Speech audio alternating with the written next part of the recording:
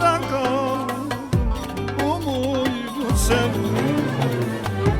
Ayrılık adil değil, kokun bitmiyor, sol yanım sızlıyor, aşk kalmıştı.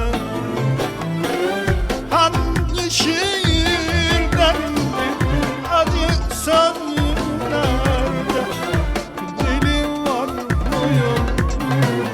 Gördüm gözlerine, kanadı kırılmış gurbet ellerde, elbette olmaz aşk kalmıştı. Elbette olmaz aşk kalmıştı.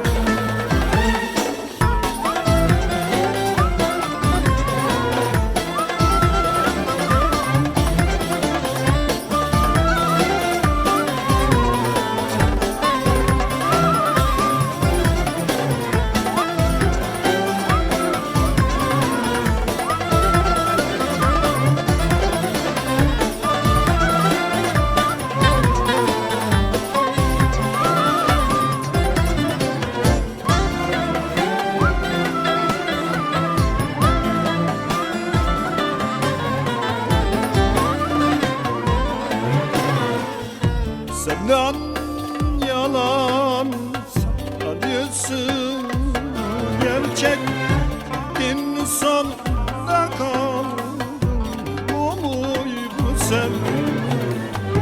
Perişan hallerdeyim, gurbet ellerde, sol yanım sızlıyor.